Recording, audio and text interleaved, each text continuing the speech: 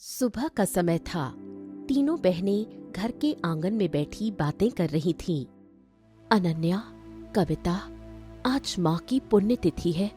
हम मंदिर जाकर उनकी याद में दिया जलाएंगे और उनसे प्रार्थना करेंगे कि वो हमेशा हमारी रक्षा करे।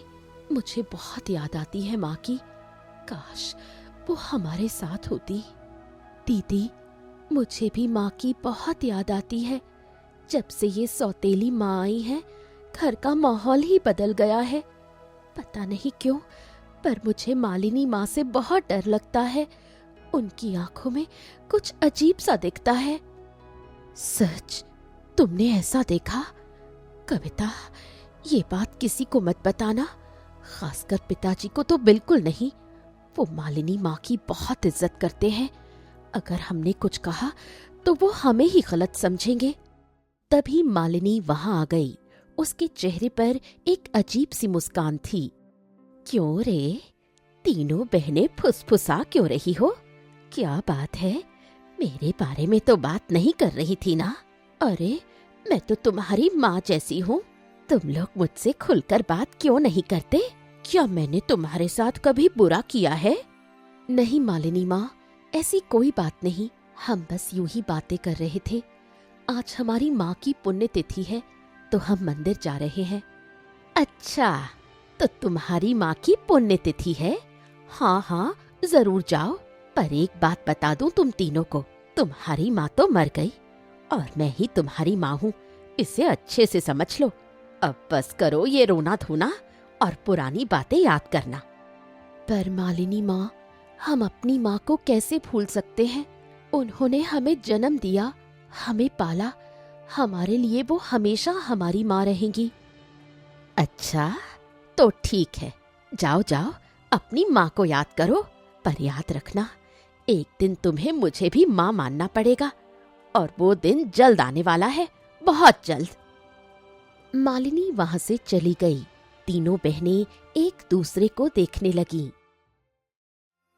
दीदी, मालिनी माँ के बोलने का तरीका बहुत अजीब था। वो दिन बहुत जल्द आने वाला है का क्या मतलब था? मुझे डर लग रहा है। मुझे नहीं पता कविता, पर हमें सावधान रहना होगा। चलो अभी मंदिर चलते हैं। माँ से प्रार्थना करेंगे कि वो हमारी रक्षा करे। तीनों बहनें मंदिर गईं। वहां उन्होंने दिया जलाया और अपनी माँ सरला के लिए प्रार्थना की। मंदिर से लौटते समय उन्हें एक साधु बाबा मिले। बेटियों, रुको, मुझे तुम तीनों से कुछ कहना है। तुम्हारे घर में एक बड़ा खतरा है। तुम्हारी सौतेली माँ जो है ना, वो कोई साधारण इंसान नहीं है। वो एक चुड़ैल है जिसने तुम्हारे पिता को अपने वश में कर लिया है। क्या? चुड़ैल? बाबा, आप ये क्या कह रहे हैं? ऐसा कैसे हो सकता है? बेटी, मैं सच कह रहा हूँ। मालिनी एक बहुत शक्तिशाली चुड़ैल है। वो तुम तीनों की जवानी चुराना चाहती है ताकि वो हमेशा जवान रह सके।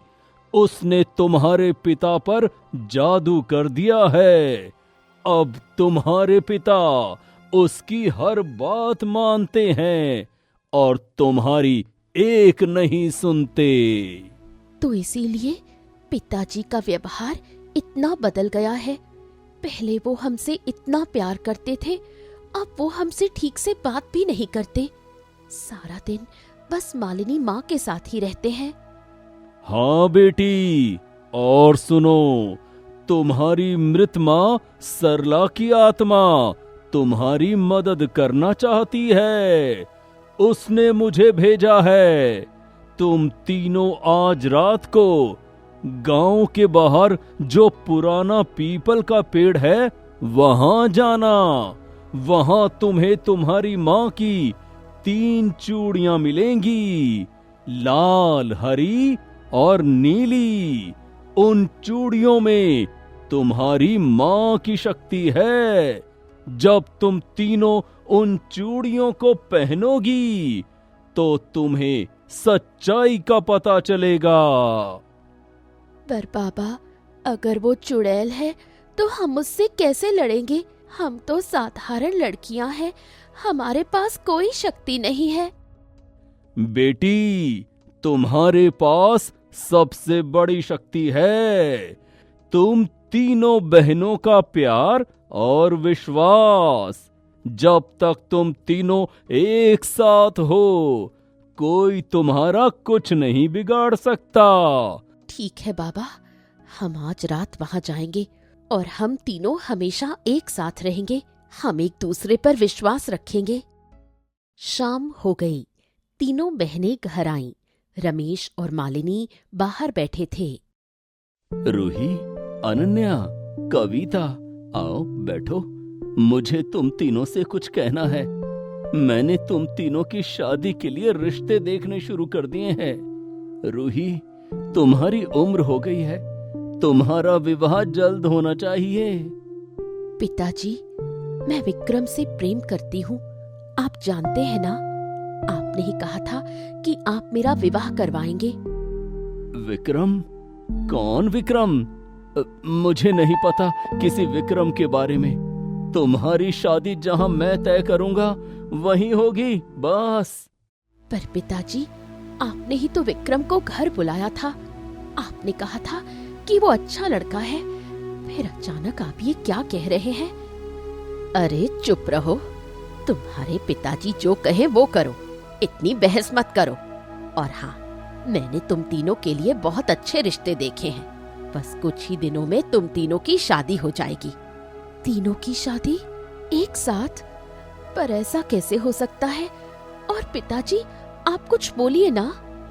मालिनी जो कह रही है वो सही है। तुम तीनों की शादी एक साथ होगी। मैंने फैसला कर लिया है। तीनों बहनें हैरान थीं। उन्हें समझ नहीं आ रहा था कि उनके पिता का व्यवहार इतना क्यों बदल गया है। दीदी, पिताजी का व्यवहार बहुत अजीब हो गया है। वो बिल्कुल बदल गए हैं। साधु बाबा सही कह रहे थे, मालिनी माँ ने उन पर जादू कर दिया है। हाँ कविता, अब हमें उन चूड़ियों को ढूंढना होगा। चलो, रात में जब सब सो जाएं, तब हम पीपल के पेड़ के पास जाएंगे।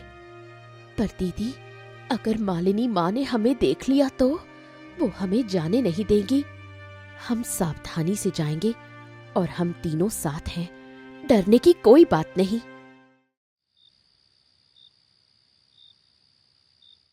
आधी रात हो गई। तीनों बहनें चुपके से घर से निकलीं और पीपल के पेड़ की तरफ चल पड़ीं। रास्ते में अंधेरा बहुत था। दीदी, मुझे डर लग रहा है, ये जगह बहुत डरावनी है। कविता, डरो मत, मैं हूं ना तुम्हारे साथ, और अनन्या भी है। हम तीनों साथ हैं, कुछ नहीं होगा। वो पीपल के पेड़ के पास पहुंची। पेड़ बहुत पुराना और बड़ा था। मीरा ने डिब्बा उठाया और खोला।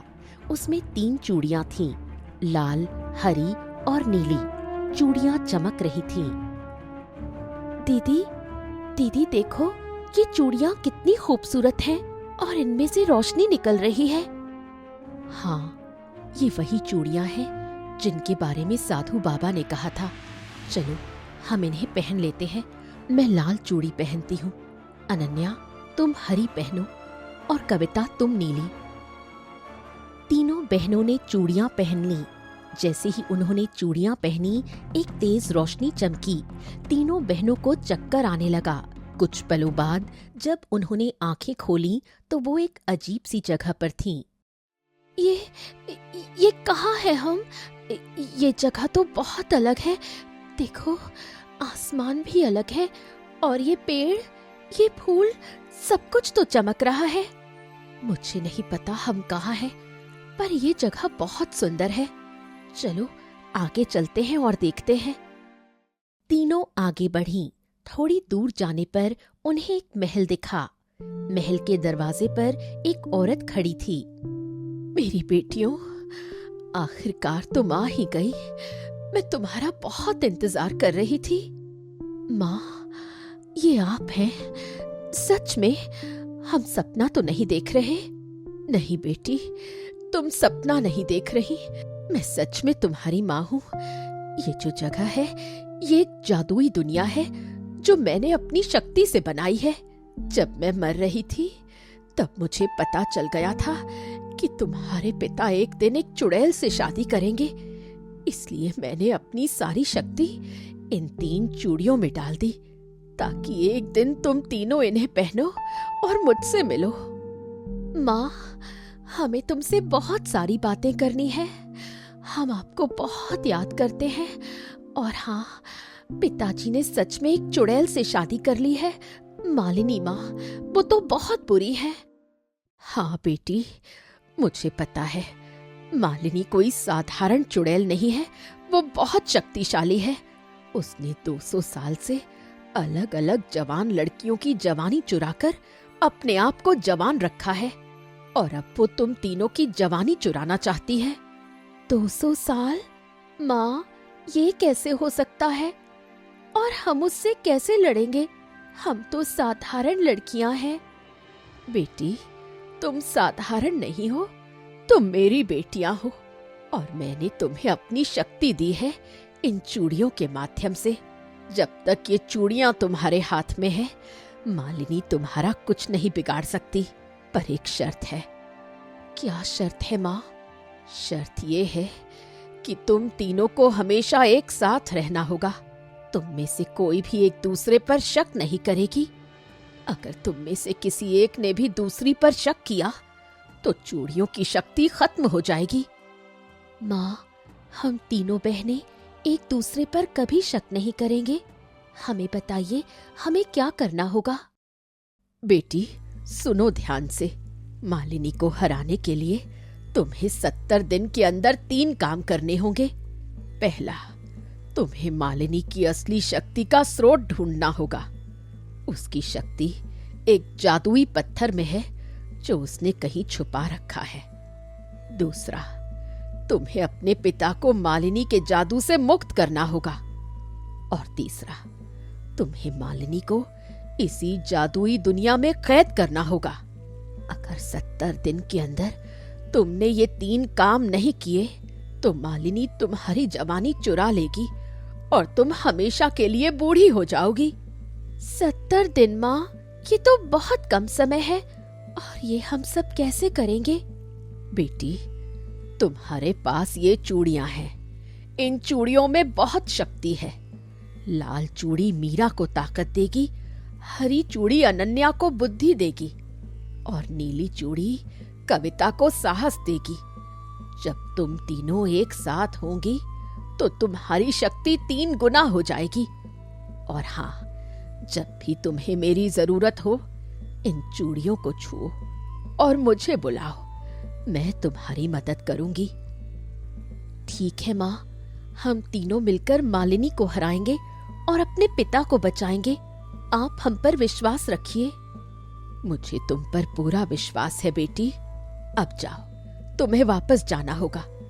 याद रखना, 70 दिन और हमेशा एक साथ रहना। फिर से एक तेज रोशनी चमकी। तीनों बहनें फिर से उसी पीपल के पेड़ के पास थीं। दीदी, क्या सच में हम माँ से मिले या वो सपना था? नहीं अनन्या, वो सपना नहीं था। देखो, चूड़ियां अभी भी हमारे हाथों में है और मुझे लग रहा है जैसे मेरे अंदर बहुत ताकत आ गई है। मुझे लग रहा है जैसे अब मुझे किसी से डर नहीं लगता। चलो दीदी, अब हमें जल्दी घर जाना चाहिए। तीनों बहनें घर लौटीं। जब वो घर के दरवाजे पर पहुंची तो देखा कि मालिनी वहां खड़ी थी। उसके चेहरे पर गुस्सा था। कहाँ गई थी तुम तीनों इतनी रात को? और ये चूड़ियां कहाँ से लाई? उतारो अभी इन्हें। मुझे ये चूड़ियां पसंद नहीं है। ये हमारी माँ की चूड़ियां हैं, हम इन्हें नहीं उतारेंगे। और हमें कहाँ जाना है ये हमारी मर्जी है, आप हमें रोक नहीं सकती। क्या कहा तुमने? मैं तुम्हें रोक नहीं सकती? तुम भूल गई हो कि मैं कौन हूं। मैं तुम्हारी माँ हूं और तुम्हें मेरी बात माननी होगी। आप हमारी माँ नहीं हैं। हमारी माँ तो स्वर्ग में है और हमें पता चल गया है कि आप कौन हैं। आप एक चुड़ैल हैं जिसने हमारे पिता पर जादू किया है। मालिनी का चेहरा लाल हो गया, उसकी आंखें क्रोध से जलने लगीं। तो तुम्हें पता चल गया? अच्छा, बहुत अच्छा। पर ये जान लो, अब तुम तीनों मुझसे नहीं बच सकती। मैं तुम्हारी जवानी चुरा लूंगी और तुम्हारी वो चूड़ियां भी मुझे दे दो। हम आपको कुछ नहीं देंगे, और हाँ, हम तीनों साथ हैं। आप हमारा कुछ नहीं बिगाड़ सकती। मालिनी अंदर चली गई। तीनों बहनें अपने कमरे में गईं। दीदी, मालिनी सही कह रही है। 70 दिन बहुत लंबे हैं और वो हर दिन हमें परेशान करेगी। हमें जल्दी से उसकी शक्ति का स्रोत ढूंढना होगा। हाँ, कल से हम खोजना शुरू करेंगे, पर पहले हमें पता लगाना होगा कि वो जादुई पत्थर कहाँ है। दीदी, शायद हम अपनी दादी से पूछ सकते हैं। दादी कमला को पुरानी कहानियों के बारे में बहुत कुछ पता है। शायद वो हमें कुछ बता सके।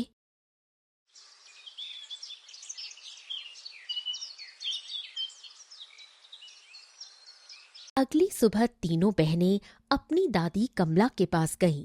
दादी गांव के बाहर एक छोटे से घर में रहती थीं। अरे मेरी प्यारी पोतियां, आओ आओ, कैसी हो तुम तीनों? और ये चूड़ियां, अरे ये तो सरला की चूड़ियां हैं। तुम्हें ये कहाँ मिली? दादी, हमें ये चूड़ियां माँ ने दी हैं।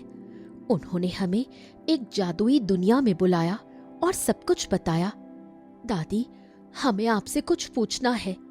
क्या आप मालिनी के बारे में कुछ जानती हैं? मालिनी?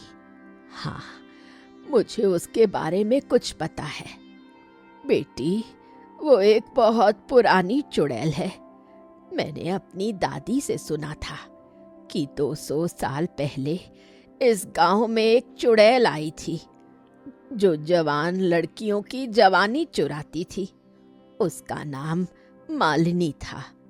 लोगों ने उसे मारने की कोशिश की, पर वो बच गई क्योंकि उसकी शक्ति एक जादुई पत्थर में थी। उस पत्थर को किसी ने छुपा दिया था। दादी, क्या आपको पता है कि वो पत्थर कहाँ है? नहीं बेटी, मुझे नहीं पता, पर सुना है कि वो पत्थर किसी ऐसी जगह छुपा है जहाँ रोशनी नहीं पहुँचती। एक अंधेरी जगह जहाँ कोई नहीं रहता। अंधेरी जगह? दादी, गांव में कौन सी ऐसी जगह है जहाँ रोशनी नहीं पहुँचती? बेटी, गांव के पूर्व में एक पुरानी बावड़ी है। वहाँ कोई नहीं जाता क्योंकि वहाँ बहुत अंधेरा है। शायद वो पत्थर वही हो। धन्यवाद दादी, हम वहाँ जाकर देखते हैं। और हाँ दादी, अगर हमें कुछ हो जाए तो आप पिताजी को संभालना। बेटी, सावधान रहना। मालिनी बहुत खतरनाक है। और हाँ, तुम तीनों हमेशा साथ रहना। तुम्हारी माँ की आत्मा तुम्हारी रक्षा करेगी।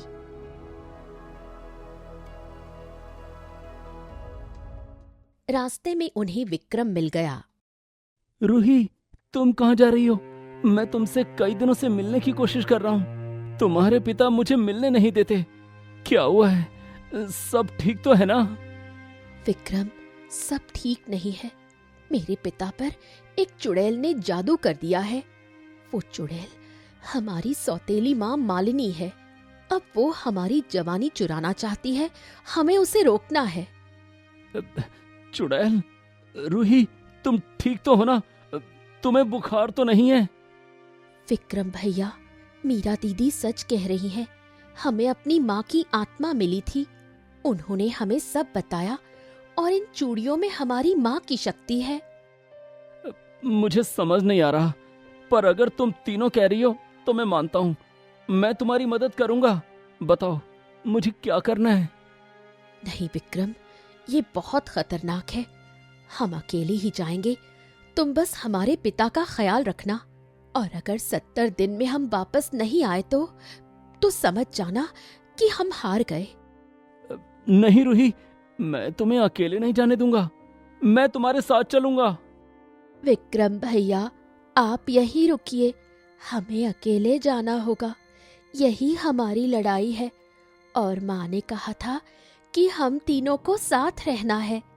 अगर आप भी आए तो शायद माँ की शक्ति काम ना करे।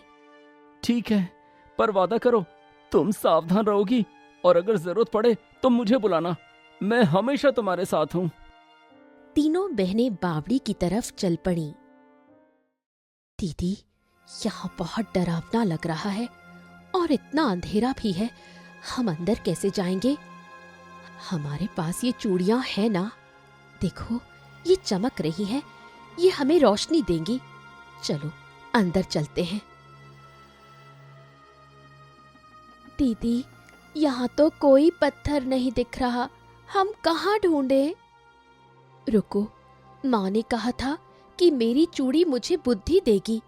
मैं सोचती हूँ अगर पत्थर यहाँ है तो वो पानी के अंदर होगा, क्योंकि पानी के अंदर सबसे ज्यादा अंधेरा होता है। तुम सही कह रही हो, पर पानी में कौन जाएगा? वो तो बहुत गंदा है। मैं जाती हूँ दीदी, मुझे डर नहीं लगता। मेरी चूड़ी मुझे साहस देती है। कविता पानी के अंदर डूबी। कुछ पल बाद उसे एक पत्थर ने छुआ। पत्थर चमक रहा था। उसने पत्थर उठाया और बाहर आई। दीदी, मिल गया। देखो, ये जादुई पत्थर है। वाह कविता, तुमने बहुत अच्छा किया। अब हमें इस पत्थर को तोड़ना होगा। माँ ने कहा था कि जब ये पत्थर टूटेगा तो मालिनी की आधी शक्ति खत्म हो जाएगी। अचानक पीछे से एक आवाज आई। तो तुम लोगों ने मेरा पत्थर ढूंढ लिया। बहुत अच्छा, पर अब तुम इसे मुझे दे दो, वरना मैं तुम तीनों को यही मार दूंगी। हम तुम्हें कुछ नहीं देंगे और हम तुमसे नहीं डरते। मालिनी ने अपना हाथ उठाया और एक बिजली मीरा की तरफ फेंकी, पर मीरा की लाल चूड़ी चमकी और बिजली मीरा को छू भी नहीं पाई। ये कैसे हो सकता है? तुम्हारी चूड़ियों में इतनी शक्ति कैसे है? क्योंकि ये हमारी माँ की चूड़ियां हैं और माँ का प्यार तुम्हारी बुराई से ज्यादा शक्तिशाली है। मीरा ने पत्थर उठाया और जमीन पर पटक दिया। तीनों चूड़ियों से एक तेज रोशनी निकली। रोशनी ने मालिनी को घेर लिया। मेरी बेटियों, तुमने बहुत अच्छा किया। अब तुम्हें मालिनी को इस जादुई दुनिया में कैद करना होगा और अपने पिता को उसके जादू से मुक्त करना होगा। तुम में से एक को पिता के पास जाना होगा और बाकी दो को मालिनी को यहाँ रोकना होगा। मैं जाती हूँ, तुम दोनों मालिनी को यहाँ रोको। मैं जल्दी वापस आती हूँ। मीरा भागकर घर की तरफ गई। घर पहुंचकर उसने देखा कि रमेश अपने कमरे में बैठे थे। पिताजी, पिताजी, मैं मीरा हूँ, आपकी बेटी। उठिए, मेरी तरफ देखिए। कौन रूही? मुझे कोई रूही नहीं पता। जाओ यहाँ से। पिताजी, आप पर मालिनी ने जादू कर दिया है। आपको उसके जादू से बाहर आना होगा। मेरी बात सुनिए। मीरा ने अपनी लाल चूड़ी को छुआ और पिता के माथे पर हाथ रखा। रूही, बेटी, तुम, मुझे क्या हो गया था? मुझे याद नहीं आ रहा। मैं कहाँ था? पिताजी, आप पर मालिनी ने जादू कर दिया था। चलिए, हमें अनन्या और कविता के पास जाना है। वो मालिनी से लड़ रही हैं। दोनों बावड़ी की तरफ भागे। तुम दो मुझे नहीं रोक सकती। मैं 200 साल से जिंदा हूँ। मैं तुम जैसी छोटी लड़कियों से नहीं हारूंगी। पर अब तुम अकेली हो मालिनी, और हम तीनों साथ, और हमारे साथ हमारी माँ की शक्ति है।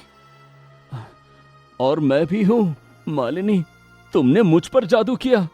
तुमने मेरी बेटियों को नुकसान पहुंचाने की कोशिश की। अब तुम्हारा अंत होगा। तीनों बहनें और रमेश ने एक साथ मालिनी को घेर लिया। तीनों चूड़ियां एक साथ चमकी और एक बहुत तेज रोशनी निकली। रोशनी ने मालिनी को पूरी तरह से घेर लिया। नहीं, नहीं, ये नहीं हो सकता। मैं नहीं हार सकती। मालिनी, तुम्हारा समय खत्म हो गया।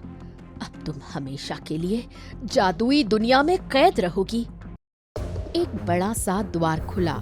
वो चीखती रही पर कुछ नहीं कर सकी। द्वार बंद हो गया। खत्म हो गया। मालिनी अब हमेशा के लिए उस दुनिया में कैद है और हमने 70 दिन से पहले ही सब कुछ कर लिया।